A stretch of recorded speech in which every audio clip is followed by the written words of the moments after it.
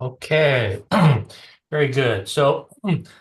Aloha, hafa day, and good afternoon to each of you attending from Hawaii, Guam, and the mainland. My name is Al Ogata. I'm the president and CEO of Cyber Hawaii. Um, so a little bit about us. Cyber Hawaii is a nonprofit information sharing and workforce development organization that focuses on improving cyber resiliency in Hawaii's small and mid-sized businesses, as well as within the community as a whole. We are supported through membership dues provided by the organizations shown here. These organizations recognize the value of improving the cyber resilience of all organizations within the state and are helping to build strong cybersecurity architectures outside of the boundaries of their own networks. We are also supported by strategic partners at the state of Hawaii and by federal agencies such as DHS, CISA, the FBI, Coast Guard, and Secret Service. It's my pleasure to welcome you to today's webinar about proposed changes in the HIPAA security rules. On January 6th of this year, the Department of Health and Human Services, or HHS, issued a notice of proposed rulemaking in NPRM to solicit comments on its proposal to modify the security standards for the protection of electronic protected health information, or EPHI, under the Health Insurance Portability and Accountability Act, HIPAA. And under the Health Information Technology for Economic and Clinical Health Act of 2009, also known as the HITECH Act. The proposed modifications would revise existing standards to better protect the confidentiality, integrity, and availability of electronic protected health information. In this webinar, you'll hear from an overview of the proposed changes as well as perspectives from a couple local experts. So just a few administrative things before we start. Questions, if you have any questions, please enter them into the chat window and we'll read them at pauses in the presentation. This presentation, as I mentioned, is also being recorded and the recording will be available on the Cyber Hawaii website in a few days. In addition, the presenters have agreed to show their emails and are offering that you can contact them if you have any questions after the presentation is over. During this presentation, you're requested to remain on mute unless asking questions during designated Q&A sections. So, your presenters today are Peter Lewis, Sudhakar Gumadi, and myself. Peter Lewis is the Vice President and Chief Information Security Officer at Hawaii Pacific Health, where he's responsible for information technology infrastructure and information security. Hawaii Pacific Health is a nonprofit healthcare system that is anchored by its 4 medical centers, Kapilani, Halimomi, Straub, Benioff, and Wilcox, as well as more than 70 locations statewide. Sudhakar Gumadi is the Chief Information Security Officer, or CISO, at Hawaii Medical Service Association, an independent licensee of the Blue Cross and Blue Shield Association. In this role, Gumadi provides strategic leadership for safeguarding the confidential information of HMSA members and stakeholders while enabling technology advances and business transformation. As for myself, I'm currently the president and CEO of Cyber Hawaii. Prior to joining Cyber Hawaii in June of 2023, I was Chief Operating Technology and Compliance Officer at the Hawaii Health Information Exchange. And then prior to that, I spent 18 years at HMSA, leaving as the CISO, Privacy and Security Officer, and I was in charge of business continuity as well. So with that introduction, let's get started on our first slide. So as many of you probably know, HIPAA's been around for a long time, actually 29 years. It's composed of 3 major rule sets that were implemented at different points in time. The Administrative Simplification Rule was implemented as early as the year 2000. It set national standards for electronic transactions and clinical code sets. Its goal of standardizing electronic data interchange, or EDI, has largely been accomplished. This set of rules established the portability of electronic protected health information, or EPHI. The data privacy rules went into effect in April 2003. This set of rules sought to ensure that PHI was only accessible by authorized parties and that it was available to patients as a formal record. The privacy rules applied to PHI in any format, whether electronic, written, or spoken. The security rule went into effect April 2005 for most covered entities. It only applies to PHI in electronic format as opposed to the privacy rule, which applies to any format. It obligates covered entities, and by extension their business associates, to protect ePHI through the implementation of reasonable physical, administrative, and technical measures. For this webinar, we'll only be addressing the security rule.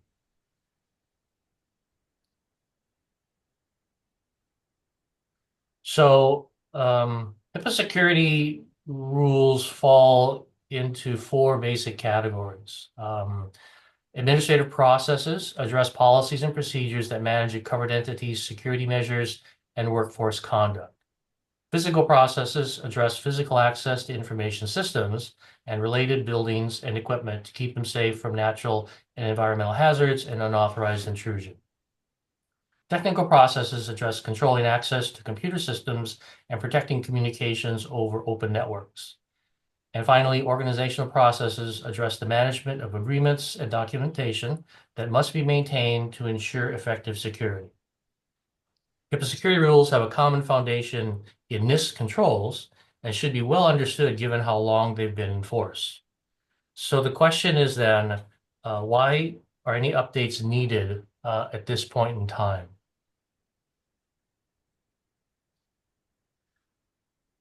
So in the notice of proposed rulemaking, HHS states what I'm showing on the screen, and I'll just read it.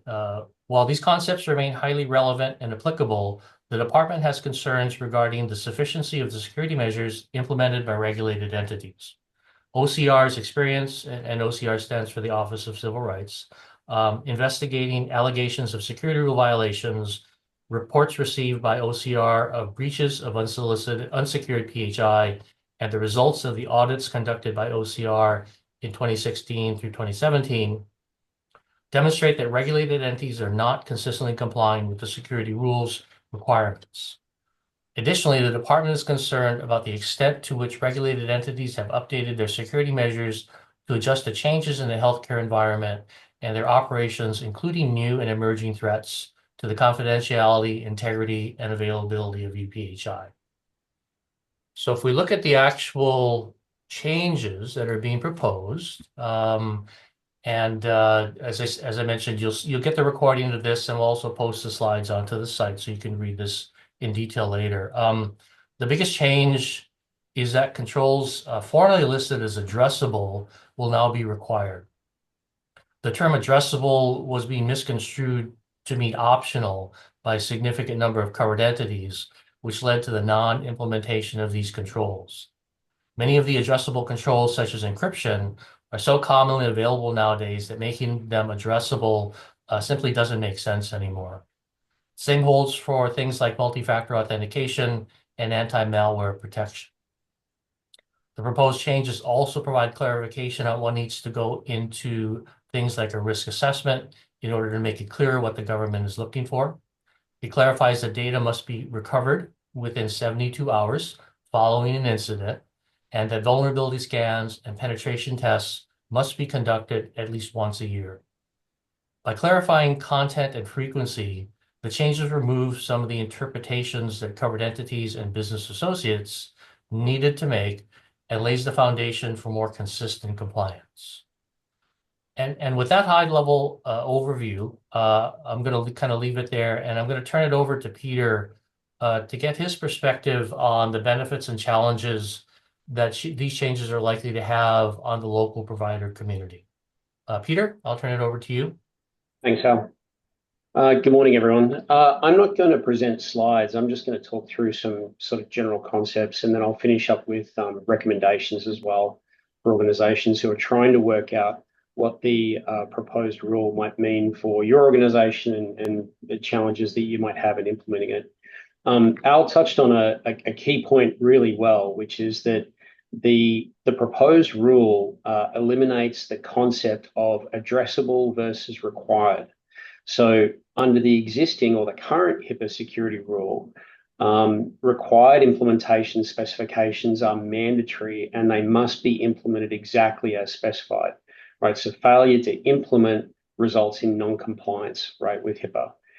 The current rule also has the concept of addressable, as Al said, and addressable specifications provide flexibility, and covered entities have the ability to assess whether a specification is reasonable and appropriate for their environment.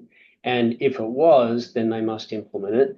And if it's not, well, they can implement alternative measures, right, or document why the specification is not applicable to them, right? And so effectively, what OCR HHS have done with the new proposed rule is eliminate the concept of addressable, and now everything is required. And so that sort of wiggle room, or that space that many organizations were living in, where they said, okay, well, we're not going to implement, for example, multi-factor authentication, right, on all forms of external access into the organization because we didn't think we need to for whatever reason. That space that a lot of organizations have been living in has basically been removed now. And under the proposed rule, all implementation specifications will be required with very limited exceptions. And so that concept of addressable versus required and everything moving to addressable is kind of a key concept in all of this.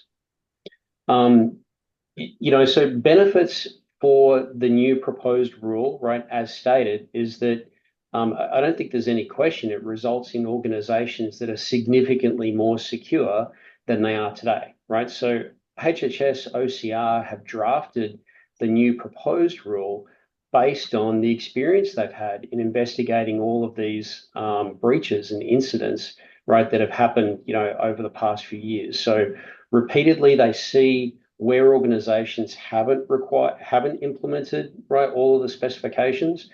And OCR, I think, frankly, too, is not interested in getting into legal battles with organizations about the definitions as to whether something is required or not. HHS does recognize that implementing the new rule will cost the industry about $6.8 billion to get itself from where it is today to where it needs to be. That doesn't include the cost associated with removing from your environment unsupported systems, right? So under the new rule, the way I read it is that you're actually just not allowed to have that Windows XP box that can't be patched anymore somewhere in your environment. It's got to go because there is no way of mitigating that, right? And OCR is not going to accept that you've layered controls on top of it that says that the risk is sufficiently minimal. So the cost of replacing unsupported systems is not included in that $6.8 billion cost projection, which is borne by organizations, right, that have to implement this, right? But at the same time, HHS is saying that a reduction in the number of breaches associated with what they have seen over previous years, that reduction in breaches is also going to pay for itself effectively. It's going to pay for that $6.8 billion, right? And then some, if only, right, it's reduced by, I think, I forget the exact number, but it's somewhere between like 7 and 16% or something like that. I think another key point to understand is that we're currently in the comment period, right, for the proposed security rule. So the proposed rule was publicized on January 6th.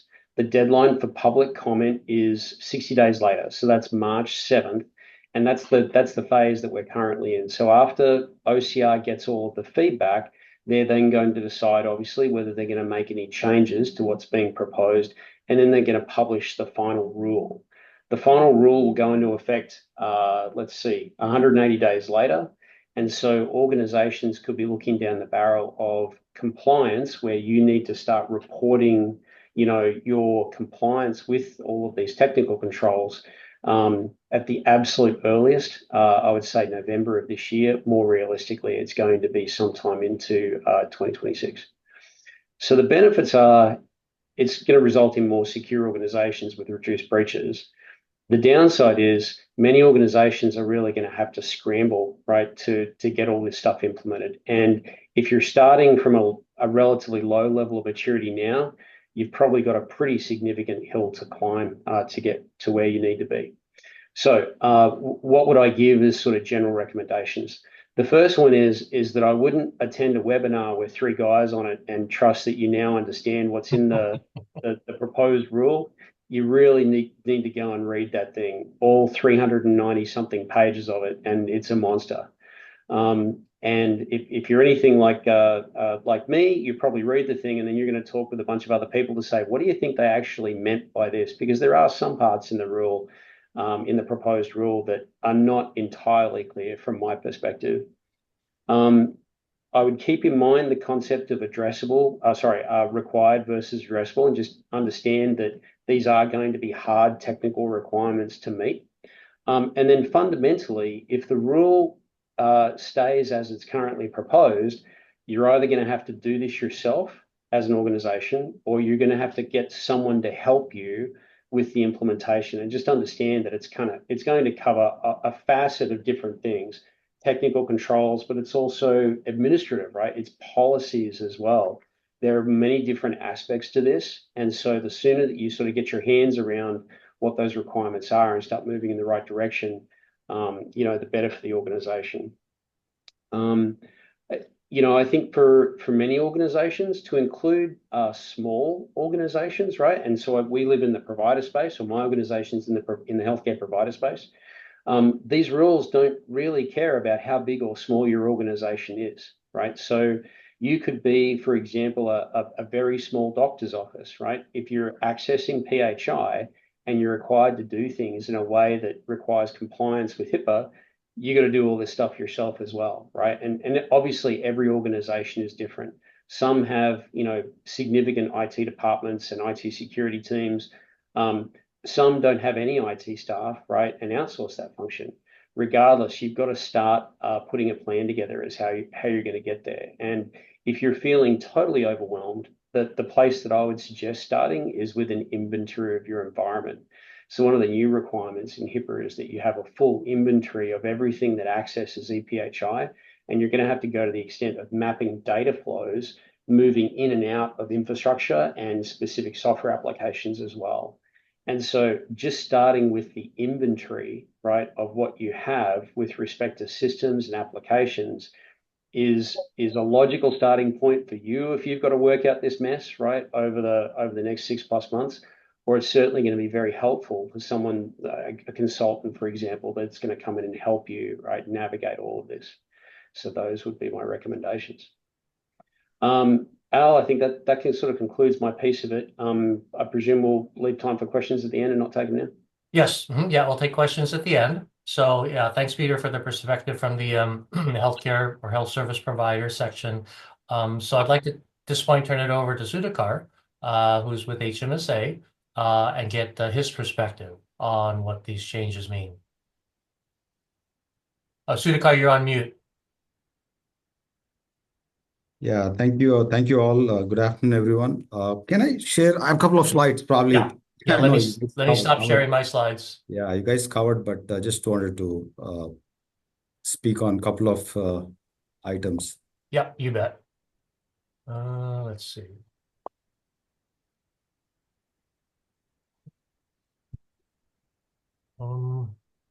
Sudhakar, why don't you try and go ahead and start sharing your slides? I think Yeah, it says that the other participant is sharing, right? So okay, let me. yeah, I always have trouble with this. Bear with me for a second. no worries.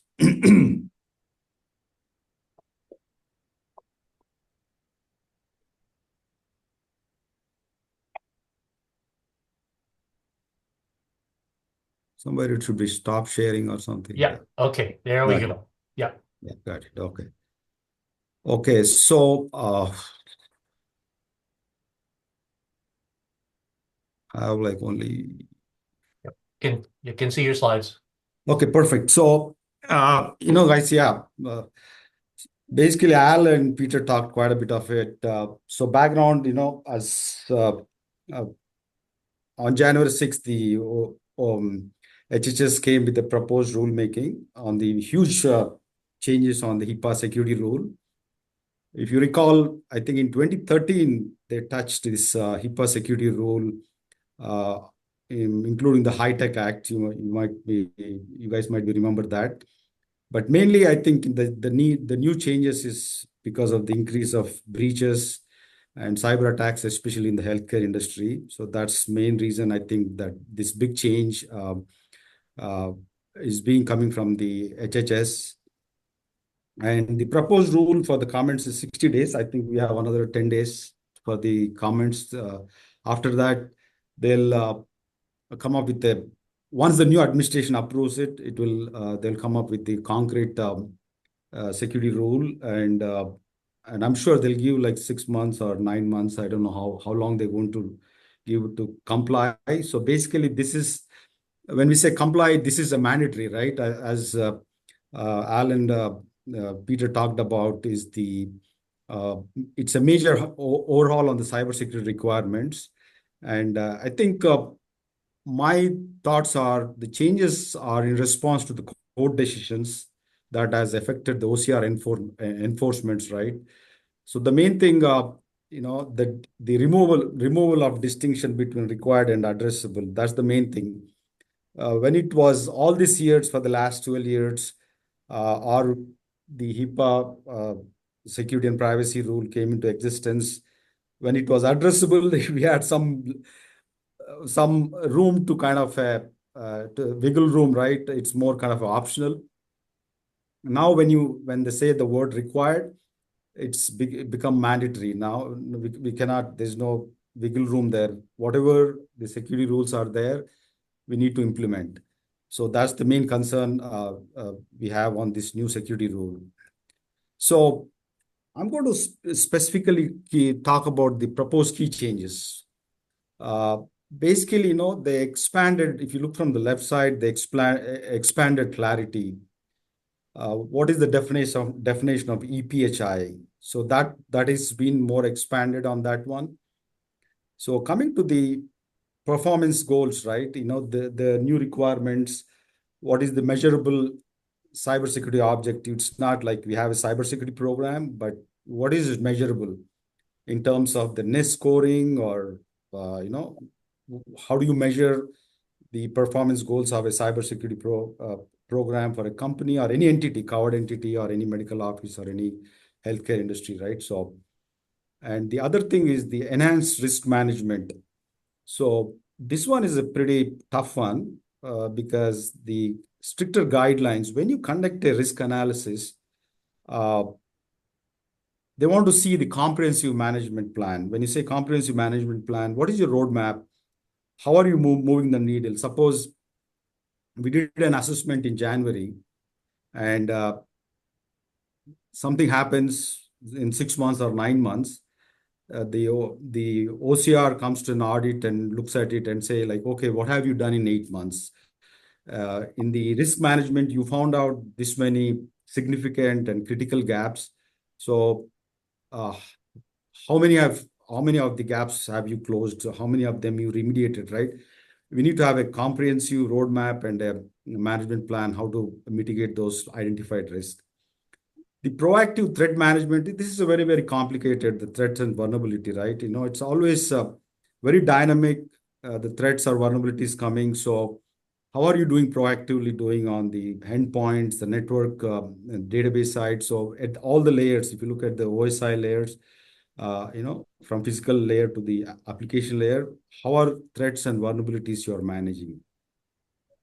And coming to the advanced security measures, especially the mostly related to identity access management, right? So in the continuation of these proposed security changes, if you look at the data backups, we have seen breaches when there's a ransomware uh, attack happens. A lot of times, not only the production systems, but the bad actors also did the damage for the backup servers, right? So what are the technical controls we have backup and recovery? The main thing is recovery here, EPHI, right? Like what is the resilience? How do you want to recover EPHI, and what is the time frame you're going to get back the system up and running? When you say the systems up and running, I'm talking about minimum viable systems, right? When I say minimum viable systems, for example, is customer care, uh, customer call center, or processing a claim, or paying a provider payment, or medical utilization, authorization, those things, right? How do you recover those EPHI from the data backups if in the event of something happens to your production system?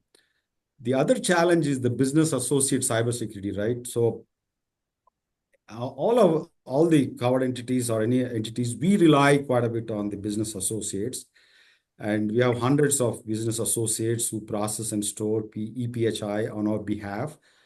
This is a very tough one to ask the contractors every 12 months to make sure their security program is robust. But at the end of the day, we as a covered entity are responsible if there's a breach happens with the business associate. That's a big on the proposed change.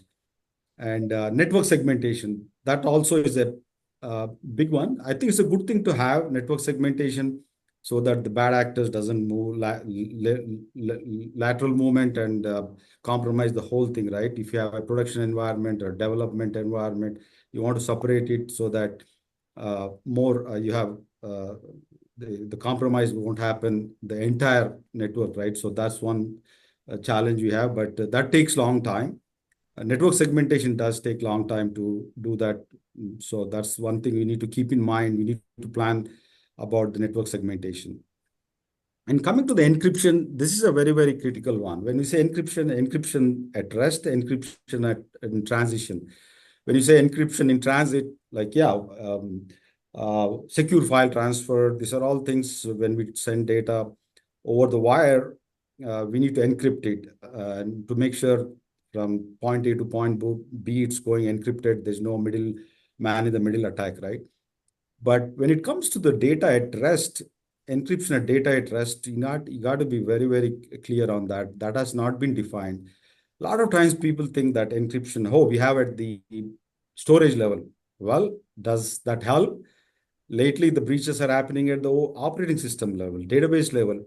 So if you have encryption at the storage level, doesn't help anything. If there is an attacker comes at the operating system level or a database level, everything is a waste, right? So I think that encryption, it's a good thing to have, but the thing is, there's always uh, what I mean, the gains and losses, right? Basically, there will be some latency issue, right? From it takes time to decrypt it when a user access a patient file or something when the data is at rest. There'll be some lag, right? So that will be always there, but the thing is the encryption, then we need more clarity. Are you asking at the storage level or database level? That thing you need to ask. I think there's not much clarity on the security rule. And coming to the technology asset inventory, network mapping, right? This is the big challenge for any company. Do you have all your, in the CMDB or the inventory assets, right? All your assets, your software, your network maps, how the EPHI is traversing, right? Like in the current world, most of the companies have hybrid model, on-prem and in the cloud, and we have a lot of business associates. So we need to have, when the data leaves your on-prem or a cloud, how is data moving, where it's going, like how many hops and where it is ending, right? So that network mapping should be there. The dependencies, right? If you have a claims processing system, what are the dependencies applications you have? So in the event of uh, the systems have been attacked, how do you bring back the systems from scratch level? How do you build those systems, right? So that's the biggest challenge, to have that inventory, technology inventory and network maps, the workflows. And the critical part in the security rule is they say it's an ongoing basis at least every 12 months. The main caveat here is every system, every application doesn't touch PHI, right? So it's not clear there. So do we have to maintain everything, every system, every application, the network maps with the business associates, how the data is moving? I think this will be a little bit complicated one. And anti-malware protection, we all do the endpoint for the various tools are there, but still want to make sure how are we protecting ransomware, not just the antivirus or the other like data loss prevention, those things at the endpoint, so that because if you look at a lot of breaches happening, the entry point is the end point, right? The why I say that is because either phishing or endpoint uh, administrator access get compromised. Those are the things get into the bad actors getting into the system.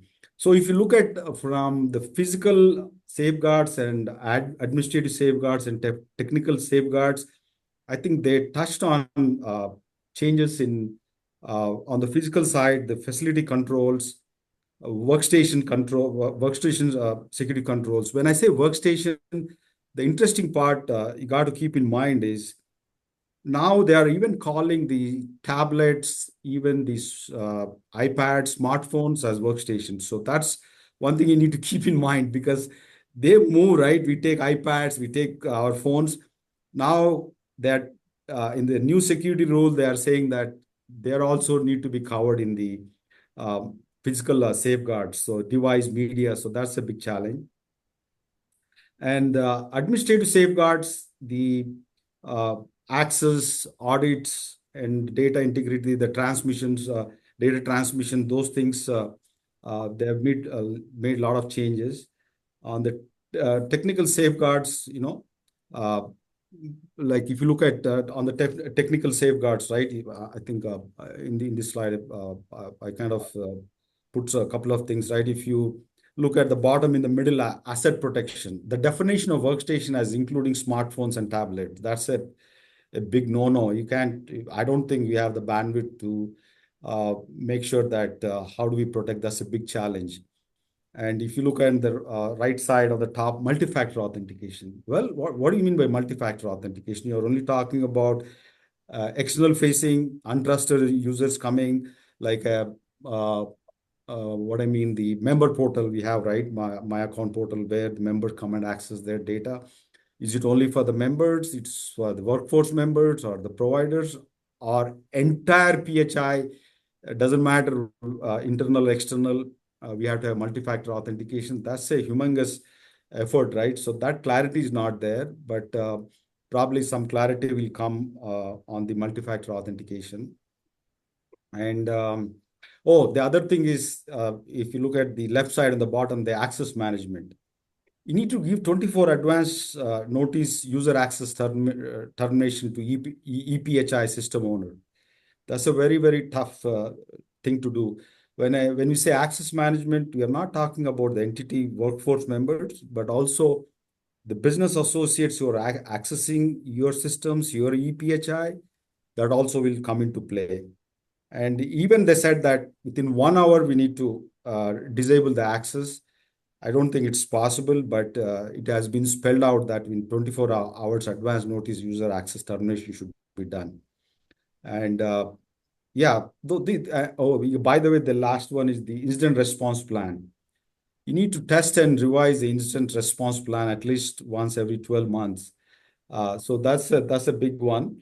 And also on the backup plan, on the contingency plan, right? They are saying that in the new security rule, the written procedures to restore crucial data within 72 hours. Is it possible in 72 hours? Can you restore in 72 hours? Because if you see, right, we are seeing so many breaches with ransomware. To make sure the bad actor is out of your environment, it takes days. And they're asking to restore back in 72 hours. I don't think it's feasible in 72 hours, right? So that's a big thing. And yeah, as I said, the oversight on business associates I think is a big challenge. Um, so one thing it really amazes me is that most of us use the NIST, right? National Institute of Standard Technology. It's a federal framework. We use it now. We've been using NIST 1.1. Now we are moving to 2.0. After 10 years, they made changes. So now we are moving it.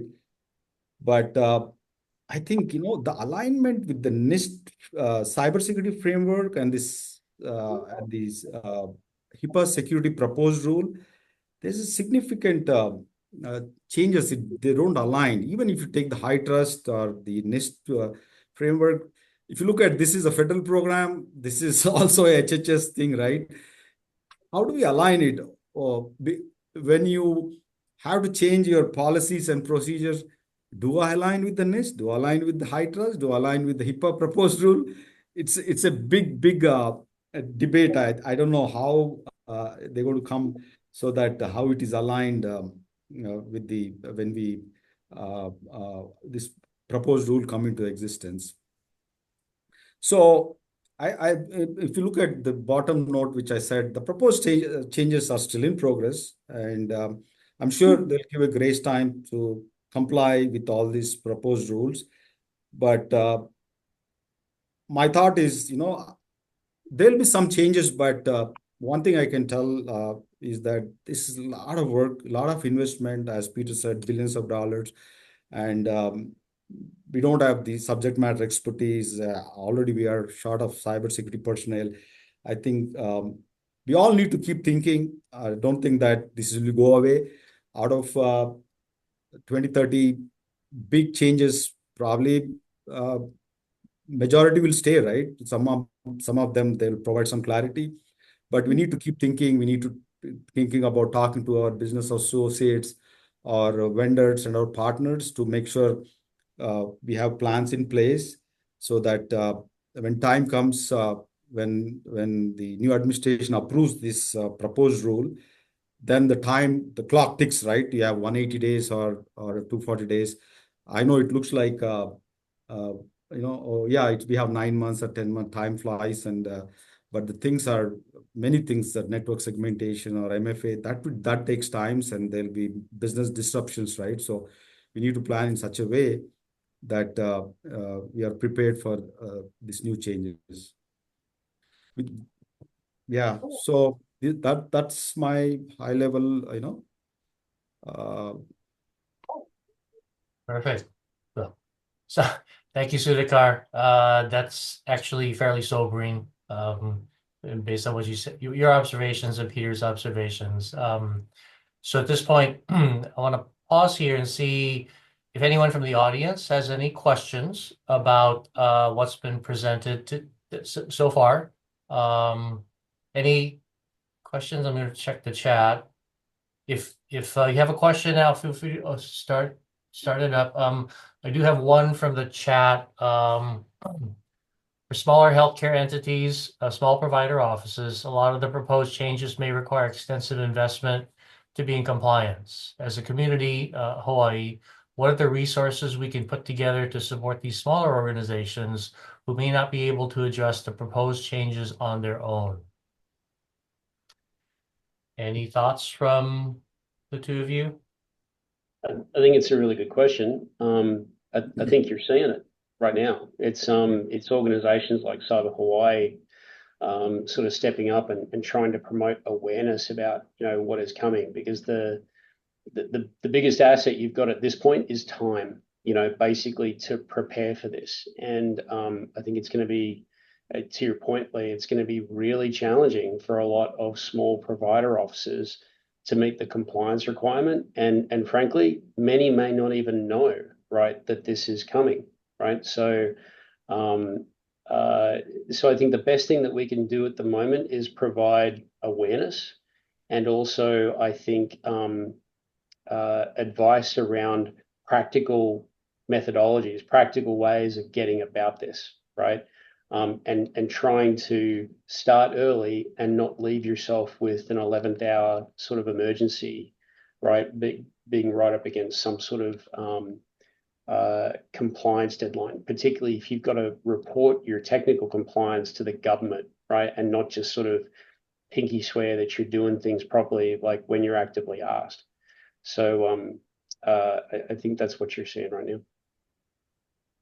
Yeah, I think I agree that with Peter's comments. I think in the Cyber Hawaii, I think it's collaboration and also sharing knowledge, right? Which vendors we use, what tools we use, so that in collaboration and partnering, I think for small entities or provider offices, it helps because instead of reinventing the wheel, these things, I think, I think thanks to Al to getting everybody together so that it's a good good discussion to start now, and probably have some cadence meetings as we go along and how things are happening.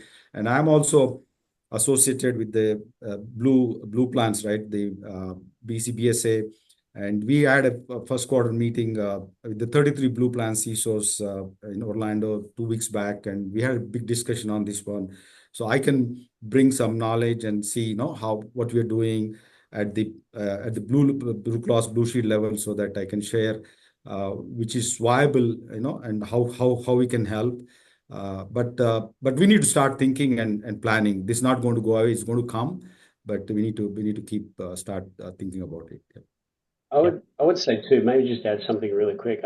I think I'm sure there are many organizations out there at the moment that are sort of saying, okay, well, we're in the comment period, so let's see what the final actually looks like before we really start to get, spun up about this, because maybe with the new administration, I don't know, something happens or it gets turned off, or maybe the final, doesn't look like what it does today.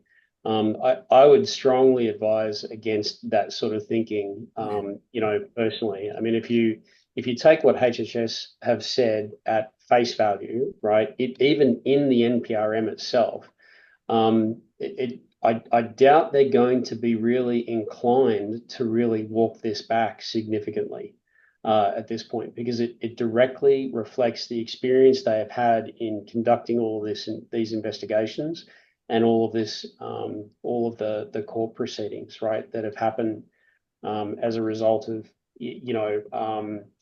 organizations questioning the fines, for example, that have been handed out. So Yeah. advise against I'd advise against sort of sticking your head in the sand and just hoping for the best on this one, for sure. Get started early. Yeah, I think, one comment I want to make, keeping aside the proposed security rule, some of the things which they say are required, I think the current threat landscape, what we are seeing breaches in the news, especially in the healthcare, right, for the past post-COVID. If you look at the multi-factor authentication, yeah, and a few years back, it was a luxury to have a MFA. Right now, I don't think so. I think we need to have MFA. Single factor doesn't help. And also the data backups, right? We count on data backups. The bad actors are going after the data backups. So what is your resilience when something goes wrong in the production system? What is your resilience plan to get back the data? How are you protecting that? And can you bring in 72 hours? Can you bring in 3 days, 5 days? I don't know. We have to think about the resiliency, right? But some of the things which they're asking, I think we all should be doing that.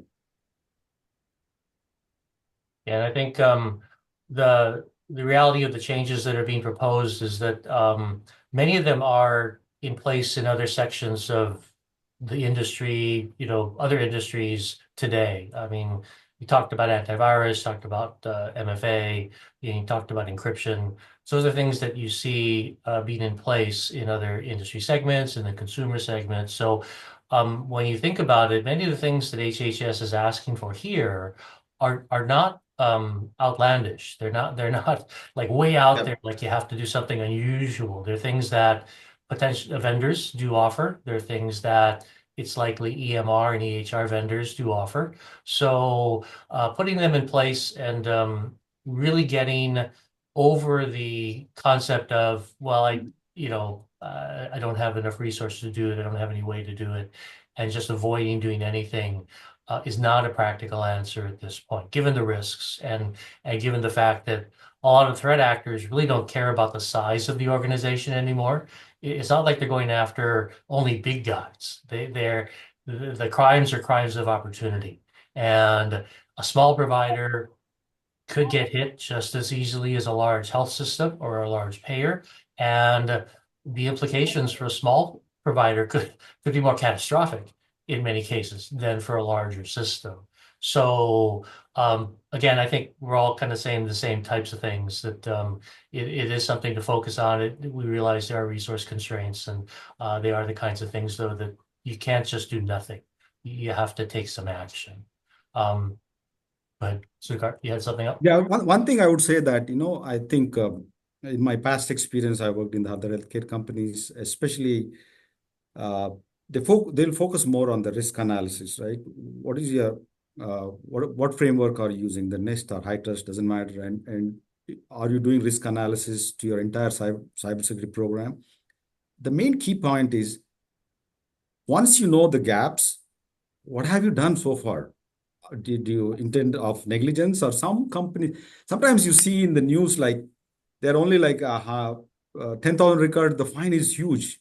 And in some companies, they have 500,000 records breached, the fine is lower because the negligence, right? When the OCR audits and you haven't taken any action, you didn't remediate, though you know the gaps and you knew about it and you didn't do anything about it, the fines will be huge. Trust me. Yeah. Totally agree with that, right? I mean, like even under the existing HIPAA rule, right? A standard sort of expectation from HHS/OCR is that you're doing security risk assessments, right, every year. And ideally, you want those SRAs to be performed by an external third party that comes in and has a look at your environment, right? So in the past, whether OCR audits you or they're coming in and having a look at your environment as a result of a breach, one of the first things they're going to ask for is, okay, well, were you conducting SRAs? Okay, great, fantastic. Were you conducting SRAs every year? Okay, great. Show me the last 5 SRAs, right? And so if you have repeat findings that there isn't a tie into sort of like an IT security program that actually addresses what those risks are, once they've been identified, you won't have a leg to stand on, right, in terms of liability, and that fine goes up. So, and I think that's an example too of what the new rule is looking to address, right? It removes that space where some organizations have been living, where the organization gets away with doing what it considers to be the absolute basics. Yes, we did our SRA, but if you don't have a meaningful IT security program that actually now accounts for those risks and takes action to reduce them, then that's a gap, right? And that gap is being removed in the future through a requirement to report your technical compliance. So we have a couple other questions that came in on the chat. I'll go in order that they came in. Lee had a question. Many of the larger healthcare entities like HPH and HMSA have invested greatly in cybersecurity over the years, beyond the requirements published back in 2013. Having already put in a lot of safeguards outlined as potential new requirements. As of today, what would you consider as the most critical and most difficult proposed changes that many of us might be challenged with? Yeah, I think, in my take, I think I highlighted some of them, right? The physical security, the workstations, if you can include smart tablets, that's going to be a big challenge. And the other thing is the access termination. If it's a contract or something, 24-hour notice, advance notice, it's very tough. And the other thing is the contingency plan. You need to bring back your system back in, you need to have written procedures to bring back your system in 72 hours. Really? We can bring back the system in 72 hours? I don't think so. And MFA, right? Yeah, MFA, I think I agree with the public facing, internet facing application portals have to have MFA, but the clarity is not there. They just said all EPHI access has this MFA, right? Even the network segmentation, the ones I highlighted, I think those are the big challenges to do that. It takes time, investment. So, but we need to plan and probably, to comply. I don't know how much time they're going to give, but yeah, those are the things come to my mind. Especially, I think the access management, right? Will be a key thing. The privileged access, the access termination. I think that will be a key thing to keep in mind. I'd agree with what Sudhakar said.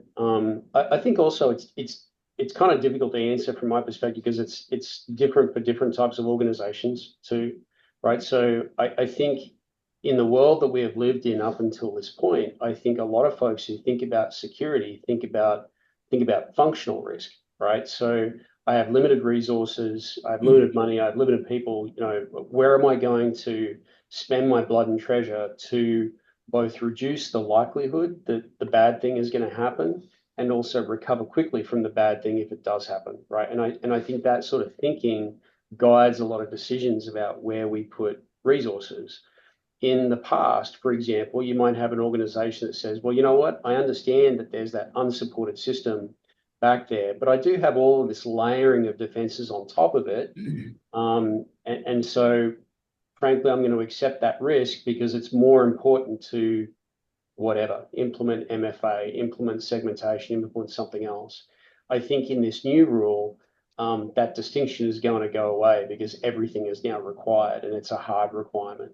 And so I think we're very going to quickly find, the gap between folks who are focusing on functional risk, right? Because they had to, because of limited resources and full spectrum compliance. And there's definitely a gap there for sure. And I think that's going to be challenging for everyone. Another question came in related to restoration. So the 72 hours to restore from a loss is so unreasonable. What are your thoughts on this, and what can we learn from you so we can implement similar systems? So I assume they talking Yeah. about implement systems that can be recovered. Yeah, 72 hours is, I think, I'm sure they'll consider that. In this threat, cyber threat world, no way, it takes days to find out if the bad actor is in your environment, right? If you bring in any data forensic company like Mandiant or anyone, they are the experts. Still, if you look in the breaches, it takes time to make sure the environment is clean. You cannot uh, connect the systems and restore, right? So that's a big challenge. I think one point I would say is that this cyber breach is going to happen no matter, right? With the sophistication attacks happening, I think we all need to focus on more on the resilience. How do we protect our systems? And I don't think we can get every system back online. I think we need to keep thinking about the minimum viable systems, right? I think the main critical, our bread and butter, these are the systems we need to serve the members, our patients. How can we get them back online and worry about the other secondary, the next tier systems, right? I think that's the most critical area we all need to focus more on the recovery and respond. That's the main thing we all need to plan. Don't sound like a broken record. I agree with everything Starker said. I think it's very challenging to do this, right? And again, this is a fairly black and white rule, regardless of that doesn't really account for the size of the organization, right, involved either, or the nature of the specific incident that you're living through. I think that for stuff like this, you got to sort of keep zooming out until the picture kind of makes sense to some extent, right? So like said another way, like how do you eat the elephant, right? One bite at a time, I guess. I think it prompts a discussion about architecture of your systems at a high level and whether there is alternative ways of doing things when it comes to backup strategy that can get you to where you need to be. I presume that what HHS is doing here is saying that, look, if you're meeting all of the other requirements that come with the proposed rule, that this should be significantly easier for you, right? Once those things are implemented too. So I don't think they're sort of baselining this against organizations the way they operate today. They're thinking about an organization that has all of these technical controls sort of implemented as well. So there's a bit of nuance there, but I think, what can we do? I guess I would say look at things from a systems architecture perspective and get help, if you need to keep zooming out until you can come up with a strategy that is going to get you there. Okay. So let's see. One final question we have from Sarah is, what thoughts do our guests have regarding the healthcare industry requiring similar Department of or Defense Industrial Base CMMC validation, given the prevalent breaches? There seems to be similarities here with Defense Industrial Base and healthcare. not sure if you guys are familiar with the requirements. This is the CMMC part is something that we're working on. We have a contract with DBED through the Hawaii Defense Alliance to try and get businesses who do work for the defense industry to meet at least the level 1 requirements for CMMC, which is the Cybersecurity Maturity Model Certification. And this is something that is a requirement. It'll be a requirement once there's one FAR that has to be approved in order to make it happen. But one of the big differences with the CMMC is that it will be a requirement to contract with the defense industry. And that's one of those pieces that in many other industries, like healthcare and others, there is not really a mandate that organizations have to meet certain minimum security guidelines. Organizations, like HPH, HMSA, Queens, they put it into agreements that you have to meet a certain minimum level of security. But really it's individually driven. But CMMC is attempting to do it for the industry as a whole. So there's a slight difference there, and that it'll be interesting to see how much of an incentive that makes. But it should be a strong one, given that if you don't meet the minimum, you can't do business with the Defense Department, which is a pretty big stick, if you will, carrot and stick, get across. So that's kind of what I know about what's going on there. Yeah, I don't think I'm answering your question directly, but I would say that you can definitely see the parallels, right? I mean, like, so within the defense environment, you either meet these rules or you're not compatible with doing business with defense, right?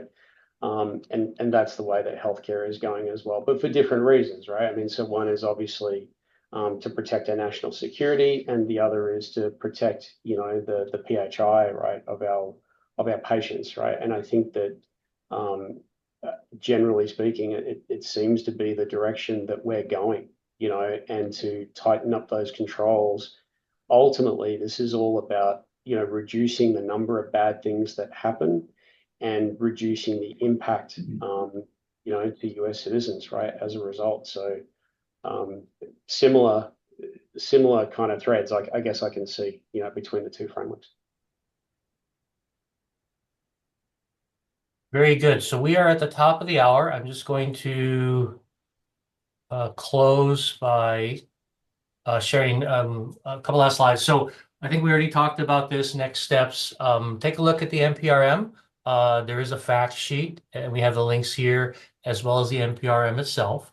And you can provide feedback directly to HHS through the link that's here. So if you have any thoughts, if you have any concerns, as you've expressed, related to things like the recovery time for business continuity, go ahead and express them. They're happy to get feedback. The rest we've kind of talked about, different things you can do to move forward with trying to comply, trying to get yourself ready. So I won't really go through any of these in a lot of detail, but again, they're going to be in the slide deck so you can see them. So with that, I wanted to thank Peter and Sudhakar for explaining their perspectives on this topic. I think it's extremely important that we focus on it.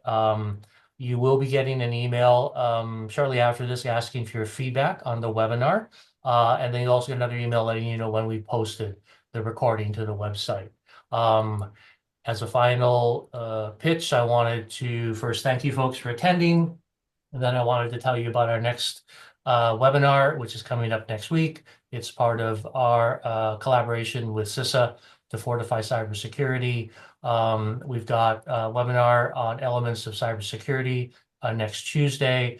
And we're trying a different concept this year where instead of just having an informational meeting and then letting people go, we're asking folks who attend the meeting to come to a second session in which we'll have given out, I don't want to call it homework, but work that they can use to try and socialize information in their organizations.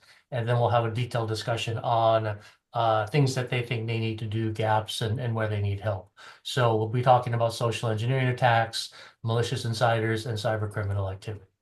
So with that, I'll draw this to a close. I want to thank everyone for attending the webinar, and I want to wish you, having a great day and a great rest of the week. So thank you very Thank you. much. Thank you, guys. Thank you, guys.